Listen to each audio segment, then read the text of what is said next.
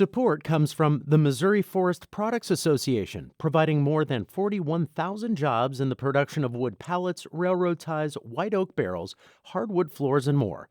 Details at choosewood.com. Welcome to St. Louis on the Air. I'm Sarah Fenske. St. Louis just wrapped its third straight week of protests against police brutality. People marched in Baldwin, in St. Anne, and in Webster Groves. They marched in the city's Hill neighborhood, and they demonstrated at Keener Plaza. And for the second straight week, things stayed peaceful. That's even though the city of St. Louis lifted its curfew last Monday. And so joining me with an update is St. Louis Public Radio reporter Jason Rosenbaum. Jason, welcome to the show. Thank you for having me. So this has now been going on for about 3 weeks. What were some highlights from the weekend? Well, what you mentioned before, there was a large march within the Parkway School District in West St. Louis County. There was the one in the Hill neighborhood. There was a Latinx protest in St. Anne. And you're really seeing a lot of these protests spreading everywhere throughout the St. Louis region. It's much different from 2014 and 2015, where it was confined in Ferguson or downtown St. Louis, and it wasn't as racially mixed as we're seeing. But I think because so much has changed since 2014, and there has been this rising white population center in St. Louis County that is more amenable to police accountability issues, or that's kind of a euphemistic way of trying to get police to stop killing black people. I think you're seeing a lot of those types of people join these protests, which is why you're seeing like large-scale ones in Webster or even West St. Louis County. And yet it felt like in the last couple days, at least, there wasn't anything of like the giant scale, that these were maybe a bit smaller. Do you have the sense that they're losing steam at all? I don't think so.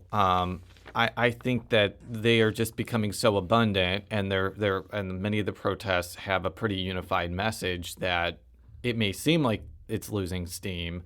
I think we should all be really thankful that, even though I would say the protesters probably wouldn't say that they're peaceful, because they're definitely making some pretty urgent demands, but they're nonviolent.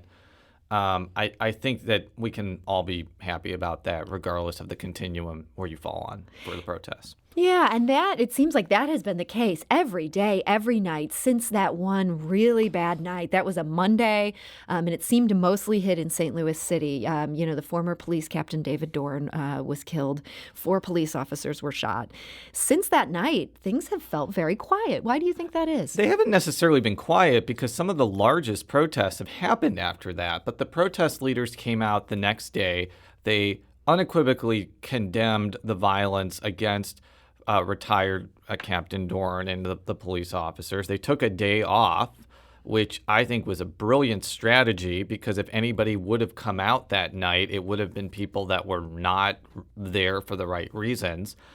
I don't know. I can't really say if there's been a conscious effort to weed out bad actors. I'm always hesitant to say that quote-unquote protesters are the people committing crimes. Sure. I think that there's a wide belief that once you throw a rock through a window or shoot somebody, you're not protesting anymore, you're a criminal. And I think that a lot of protest leaders have taken that same approach.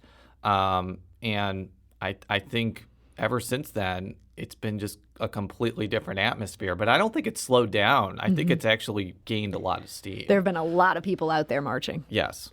So the big flashpoint locally seems to be an incident that happened in Florissant. Now, this was captured on one of those video doorbell cameras. Real STL News, which is kind of on the ground, does a lot of streaming and stuff.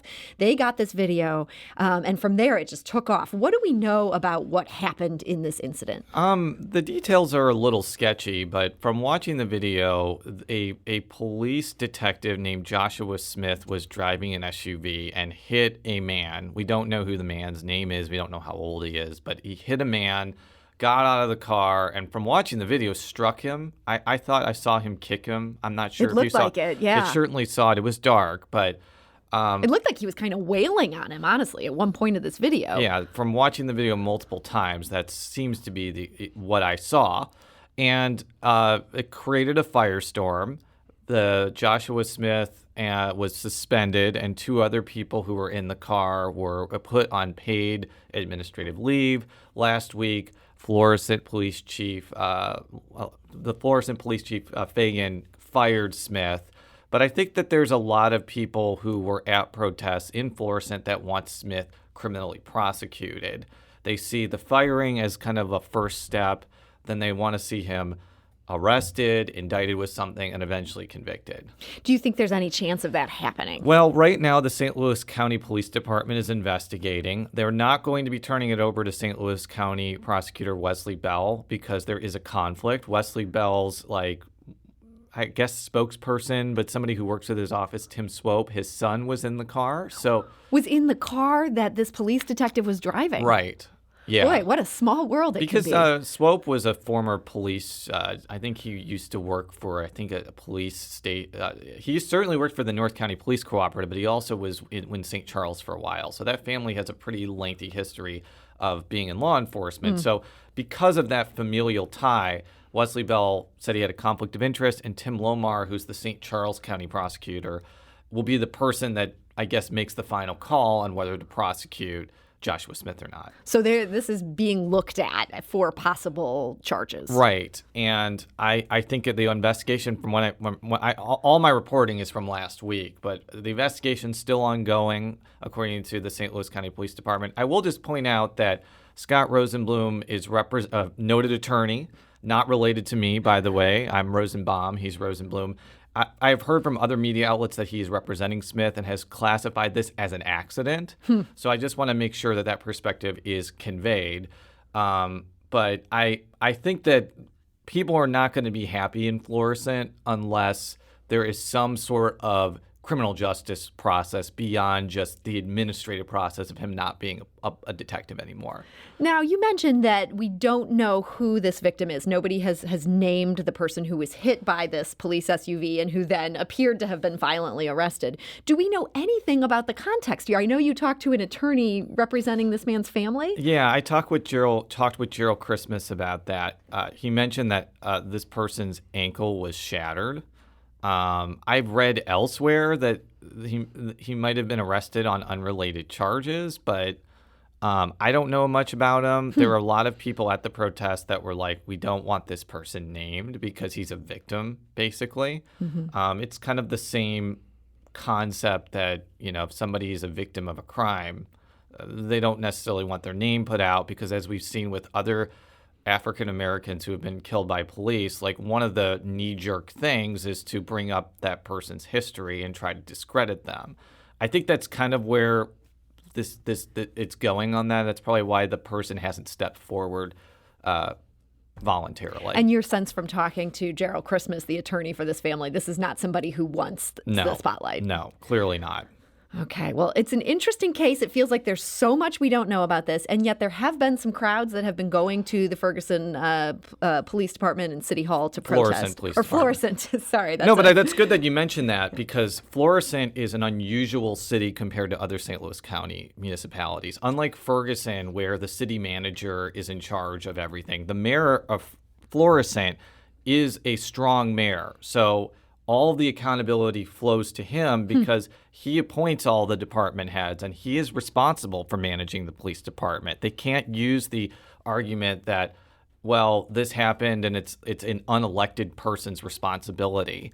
So it's different than I think Ferguson in that respect because Ferguson did have kind of a multi-layered government where there's elected office that kind of oversees the unelected office. But that's not, in Florissant, it's combined. That may seem wonky, but it means that Mayor Lowry, who's the mayor of Florissant, a lot of what happens next, it's all the accountability is going to go to the elected government. He could face some heat over this. Definitely. And Florissant's an interesting city in the sense that it is diversified racially substantially over the last 20 or 30 years. I think it used to be a pretty largely white city, and it's still has a substantial white population, but it also has a substantial black population now.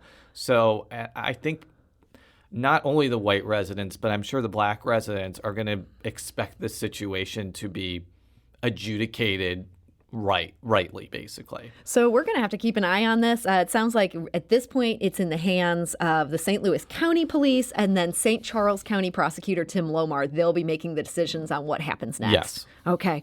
Well, we'll keep an eye on that. And I sort of jumped the gun by accidentally calling Florissant Ferguson, but that's a great transition to the one last thing I did want to ask you about today. And that is that I believe it's tomorrow a new mayor takes office in Ferguson. That's the city's first black mayor, Ella Jones. We had her on the show 2 weeks ago, and you also interviewed her predecessor. That's the current mayor, James Knowles III, for your Politically Speaking podcast. I did. I was really thankful for outgoing Mayor Knowles for talking with me. I've known him well before Michael Brown's shooting death, and he's been through a lot for somebody who has some ability to change policy if he has the city council align with it. But as I mentioned before, he doesn't run the day-to-day, but he gets all the responsibility because people don't understand that nuance. He talked about how the Michael Brown shooting death impacted his town. He talked about how he felt that more places in St. Louis should have been targeted by the federal consent decree instead of just Ferguson. And he also just talked about like what cities like Louisville and Minneapolis may have down the line with the reconciliation process that's to come. It's a really interesting interview. This guy was certainly controversial during his tenure, but it's interesting to hear in his own words. And if people want to hear that interview, it's pretty long. It is on our St. Louis Public Radio website, stlpublicradio.org, or the Politically Speaking podcast. People can download it there for free. I want to play a clip from this. Now, you asked him to reflect on the 2016 consent decree between the city of Ferguson and the Department of Justice. And here's what he said. You know, we're 6 square mile town of 22,000 people. If you think that the unrest in the nation's caused by, 50 cops in 2014, I mean, you absolutely have no clue what's going on in the nation. But it was an easy scapegoat for elected officials who didn't want to talk about themselves to lump that on the city of Ferguson. And that's what happened, not just statewide, but nationwide. Today, almost 5 years later, what do we continue to hear? I continue to get emails from people saying, Mayor, why haven't you implemented the entirety of the Ferguson Commission report? Well, they obviously didn't read it, right? Because if they read it, they would know it's not about Ferguson solely or specifically. We've spent millions and millions of dollars on legal fees, on training, on monitor costs for, again, this small group of officers, yet we still have officers running people down in town, nearby. And that is Ferguson Mayor James Knowles III, the outgoing mayor there. He seems to be referring to the situation in Florissant. Or mainly any other police community relations, which again is euphemistic for, black people being abused by the police. The interesting thing about that clip is that has actually become a pretty widely viewed criticism of the federal response to Ferguson. You will find people like Antonio French, a former alderman, and Arch City defenders who will basically say the same thing, that by the federal government only going after Ferguson but not exerting the same type of pressure on other cities, including like the city of St. Louis or St. Louis County or any other munis, they really failed and missed a huge opportunity to bring widespread change. So whether or not you like James Knowles, that opinion is pretty widespread. One last question for you. After all the time you've spent with Knowles over the years, what do you see as his legacy in Ferguson? It's a complicated legacy because, as he mentioned on the show, he engendered just tons and tons of criticism. As a white Republican mayor of a largely black town, people are just going to probably criticize him regardless of what he has to say.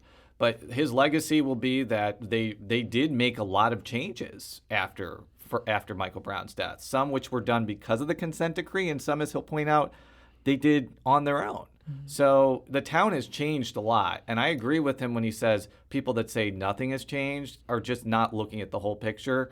I'm sure that not everybody will see all those changes as positive, but he definitely was consequential. Well, St. Louis Public Radio reporter Jason Rosenbaum, thank you so much for joining us today. Thank you for having me. And again, you can catch that whole conversation with Knowles on the Politically Speaking podcast. This is St. Louis on the Air on St. Louis Public Radio, 90.7 KWMU.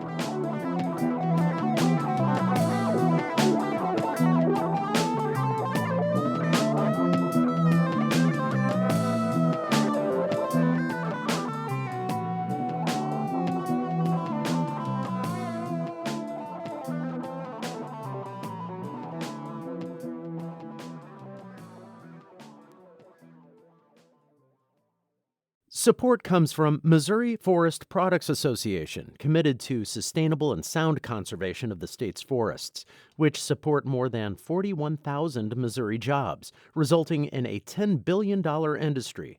ChooseWood.com.